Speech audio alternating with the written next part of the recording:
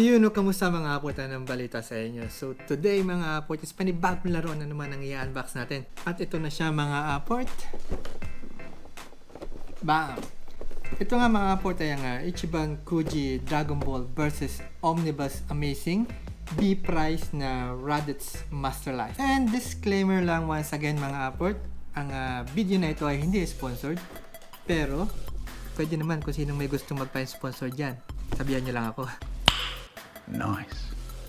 So ayan, ang figure natin ay nabili natin at nakuha natin ito kay Yatasha. Shoutout tayo sa page ng Yatasha mga aport sa napakagandang figure na to. Napaka dali din nilang kausap. Message nyo lang sila sa kanilang Facebook page na nandyan sa ibaba ng screen. Shoutout tayo kay sa pinakapoging seller nila. Ayun Shoutout Boss Crown. Mabuhay ka hanggat gusto mo. At kung natatandaan nyo mga aport, sa kanila natin nakuha yung ating Grandista Omen na Son Goku. Natagpuan natin sila sa may B1 Mall nung merong convention doon. Yung Goku at yung Gear 5 na Luffy. So, if you're a Dragon Ball fan, aport, probably you would like to stick around till the end of this video. And before we get into it, if you enjoy Dragon Ball content, figures, unboxing, anime collectibles, make sure to hit that button, subscribe, and turn on notification bell para hindi mo mamimiss sa mga bago nating uploads. Alright, let's get into this. So first, let's look at the box. This one is the front one. Saan makikita natin ang full pose ni Raditz. Kabilang side, yan ang much closer look. And dito pa, sa side na to. And the back of the box. So this is the master line mga aport. Yan. Which usually means bigger the size, better sculpt, higher quality overall. Tignan natin, buksan na natin to. Let's get into it. Let's go. At ang figure na to is BIB again mga aport, or back in the box. Pero kompleto pa rin siya, kasama niya pa rin yung kanyang clamshell. Which is a good sign. Mas secure talaga yung item, pagkasama pa rin yan. And here we go. Just put this in the side.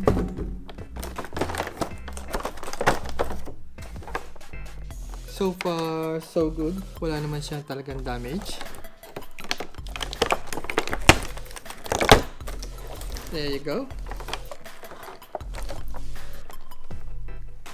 So there's Raditz. Another long hair. Sana all. Ito ang kanyang foot support. Yan. Tabi muna natin to. And here we got Raditz in his classic Saiyan armor look. Long wild hair. And that intense expression that really fits his character mga aport. Look. So sa mga hindi nakakakilala kay Raditz, ewan ko lang kung Dragon Ball fan ka at hindi mo kilala si Raditz. Goodness, you've managed to singe some of my leg hairs. Pero para sa mga doon na hindi nakakakilala kay Raditz, si Raditz ay ang kapatid ni Son Goku mga aport. Ang first appearance ni Raditz sa Dragon Ball manga ay nung chapter 195 na merong title na The Mysterious Warrior from Space, which marked the beginning of the Dragon Ball Z series. And in the anime is the first episode of Dragon Ball Z, The Arrival of Raditz, kung saan inere siya sa Japan noong 1989 at sa US noong 1996. At yun, balik tayo sa details ng figure na ito mga aport. Tignan niyo yung buhok niyan.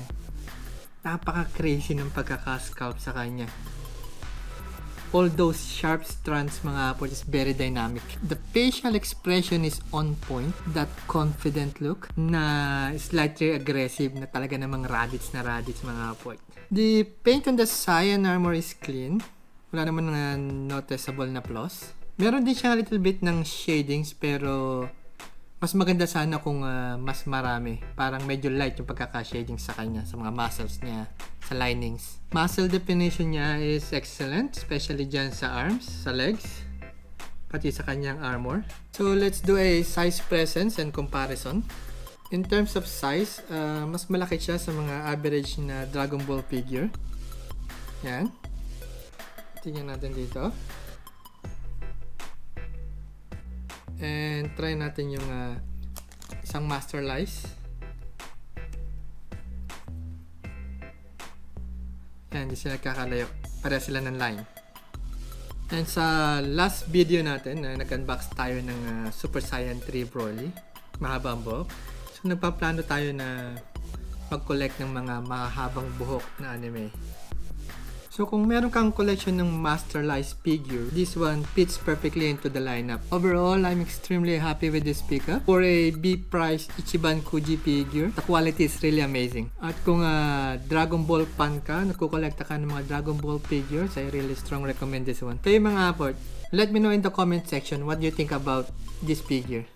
And once again mga aport, ang figure na to ay Dragon Ball Ichiban Kuji Dragon Ball versus Omnibus Amazing. B-price na Raditz Master Lice mga aport.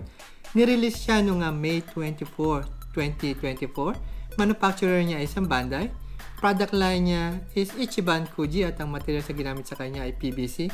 Meron siyang taas na 25 cm. And before this video ends, maraming salamat uli sa Yatasha, Boss Cram. Maraming salamat, may paprevious ka pa. Ayan, si Broly. Tingnan natin mga aport.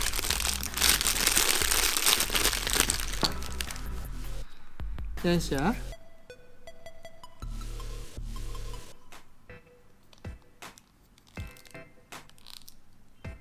Bomb. Another Broly figure mga aport. Mini.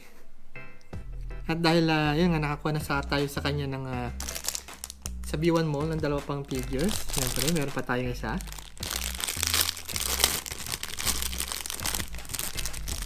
Ayan o. Gogeta naman mga aport. Ang cute. Although maliit to nga. Ano bang figure nga to? DXF ba to? Ano bang tawag sa mga ganitong figure? Na although napakaliit niya is talaga namang napaka-detailed ng figure mga aport. Small but terrible kumbaga. Napakaliit pero napakadaming details ng figure na to. Parang maganda rin siyang kolektahin yung maraming ganito maliliit. At yun na nga mga aport, that's our vlog for today. Kung bago ka sa channel ko, please wag mong kalimutan i-click ang subscribe button.